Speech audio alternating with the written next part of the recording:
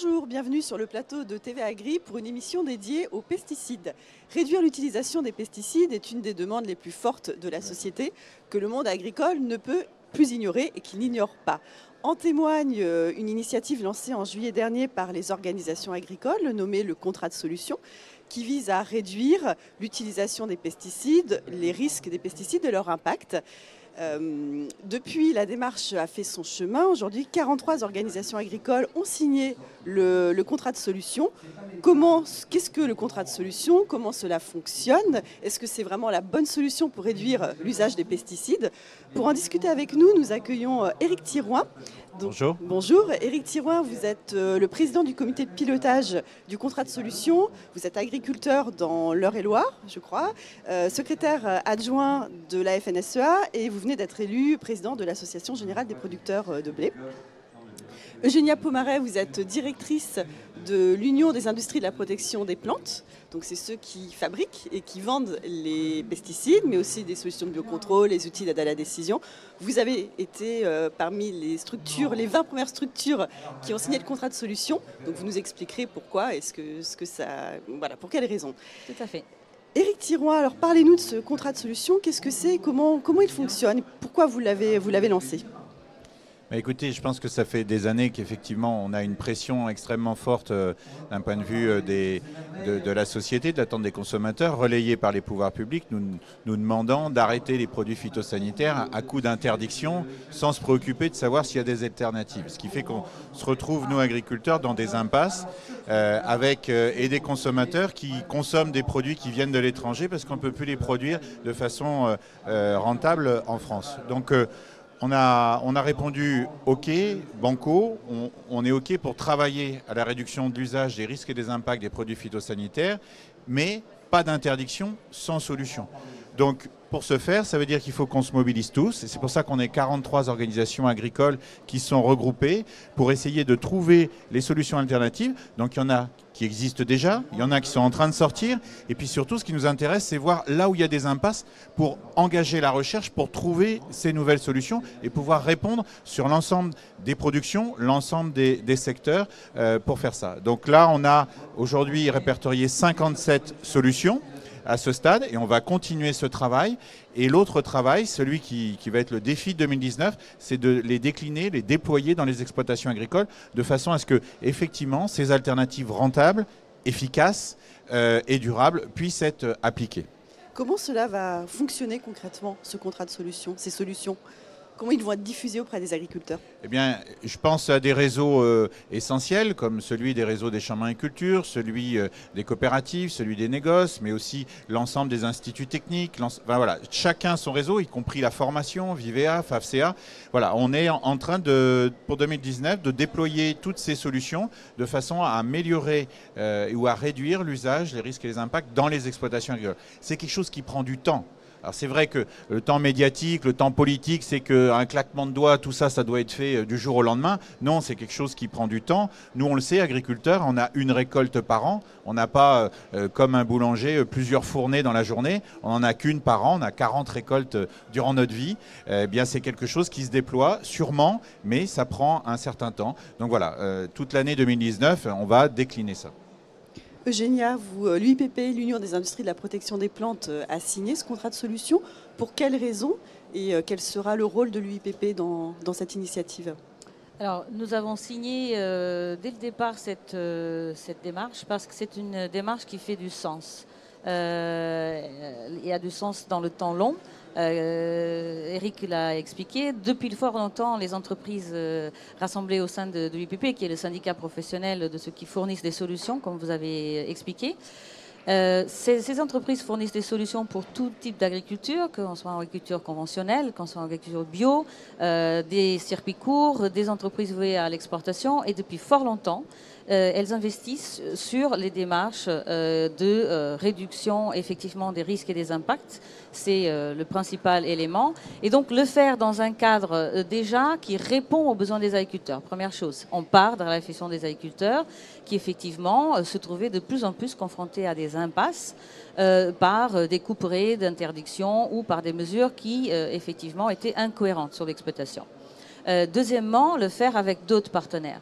il y a du sens. Quand on veut réduire effectivement les risques, les impacts et au final, probablement, très probablement aussi les utilisations, pour nos entreprises, ça peut être étonnant, mais ça, il y a du sens aussi, parce que quand on raisonne en amélioration des machines, par exemple, en optimisant les applications de produits phytosanitaires, en améliorant la modélisation pour faire un diagnostic très précoce des maladies, pour être capable de dire est-ce que cet insecte va impacter ma culture ou pas, c'est tout un champ en fait, de compétences que les entreprises de mon secteur ont, mais elles ont besoin de travailler avec d'autres secteurs. Et je pense notamment, bien sûr, à l'agronomie, à la recherche agronomique, qu'elle soit fondamentale par l'INRA ou les instituts techniques au niveau appliqué, tout le monde du machinisme agricole, effectivement, la robotique et toutes les compétences autour. On a parlé, Eric a parlé de développement agricole, le lien finalement entre les produits et puis les agriculteurs. Donc il y avait un sens dans cette démarche.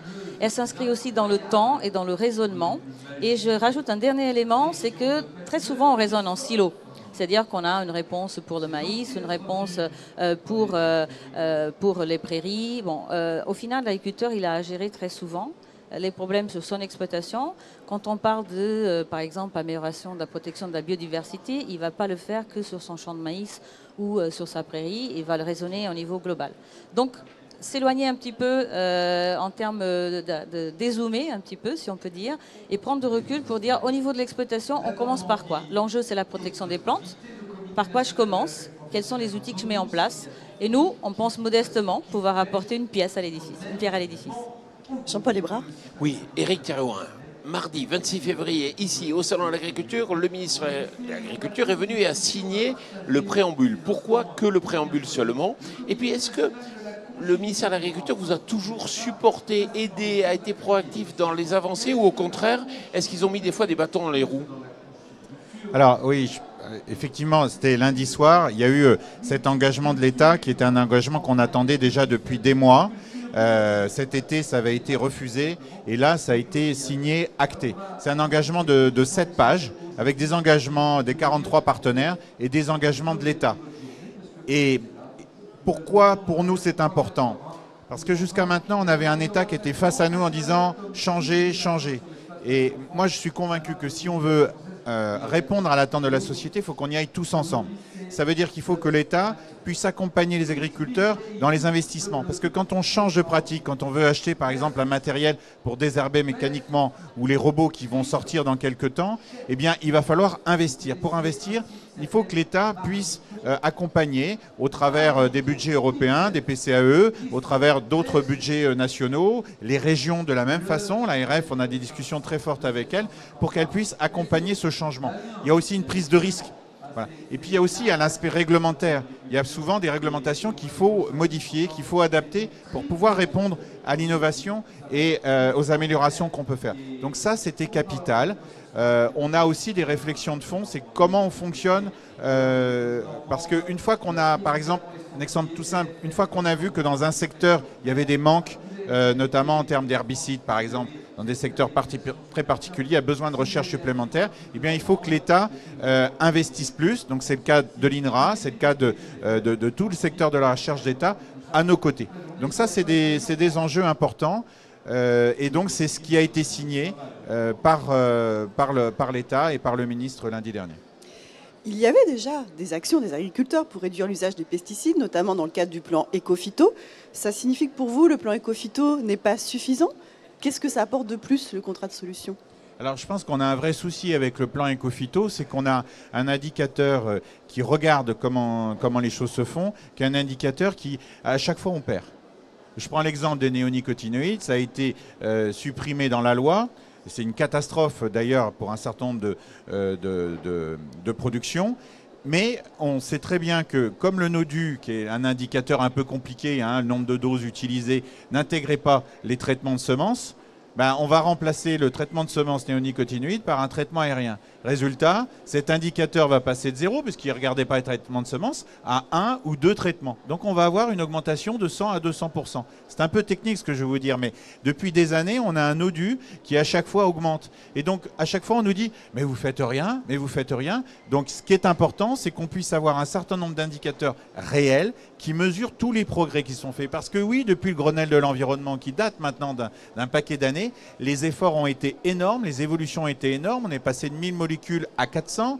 On est passé à un certain nombre de protections en termes de vitesse du vent, des cours d'eau, enfin énormément de choses, et c'est jamais mesuré. Donc ça, c'est aussi un engagement qui va être décliné, d'avoir un certain nombre d'indicateurs pour bien regarder, mesurer et exprimer à la société toutes les améliorations que l'on fait en agriculture française. Eugénia Pomaré ou Éric Thérouin, comme vous souhaitez. Faire travailler 40 organisations agricoles ensemble, c'est déjà un succès, déjà à la base. Bon, il y avait une urgence, il y avait un besoin.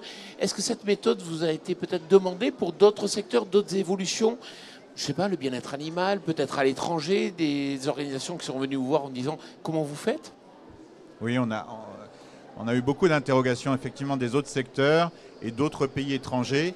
Je pense qu'aujourd'hui, une approche toujours sur la défensive, c'est totalement inaudible.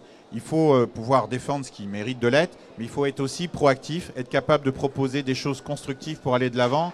Moi, je suis convaincu que l'avenir de l'agriculture, et c'est partagé, on l'a vu dans les dernières élections au Champ de l'agriculture, ce qui est important, c'est avoir un projet, construire un demain meilleur et pas uniquement d'être à défendre le passé. Et je pense que c'est bien cette dynamique dans laquelle on est engagé et où beaucoup voudraient aller de l'avant. On l'a vu, l'ambiance de ce salon cette année est un salon constructif, positif, essayer de tourner vers l'avenir sans nier les difficultés qu'il va falloir surmonter, mais je pense qu'il faut vraiment qu'on construise un avenir meilleur. Eugénia, j'ai l'impression qu'on est revenu un peu dans le réalisme quand même, dans la relation entre les politiciens, les pesticides et puis le besoin d'évolution aussi des agriculteurs, parce que les agriculteurs doivent évoluer. Espérons-le. Je vais vous donner d'ailleurs 3 actions concrètes sur lesquelles apporter de l'engagement de l'UPP, mais je réponds à votre question aussi. Au niveau européen, étant membre d'une association européenne, où se retrouvent tous les pays de l'Union européenne et même au-delà. On regarde très attentivement ce qui se fait en France. Jusqu'à présent, c'est vrai qu'il y avait surtout des injonctions, des contradictions au niveau, par exemple, d'interdiction. Et là, la démarche intéresse parce qu'elle peut préfigurer effectivement ce qui peut se passer dans d'autres pays. Le questionnement des consommateurs, il est partout en Europe, et c'est pas spécifique à la France. On a peut-être une longueur d'avance sur laquelle il faut capitaliser pour intégrer ça d'une façon plus globale en termes de dynamique d'investissement. Je voulais revenir sur les 3 exemples pour vous illustrer, parce que la question a été posée, pourquoi l'UPP était dans le contrat de solution. Alors, si on parle de la réduction des risques, par exemple, et d'ailleurs c'est une des actions qui a été présentée le soir de la signature du préambule, nous avons mis en avant tout ce qui est fait au niveau des équipements de protection. Donc les produits phytosanitaires ne sont pas anodins, l'application peut effectivement poser les risques et le premier exposé va être l'agriculteur.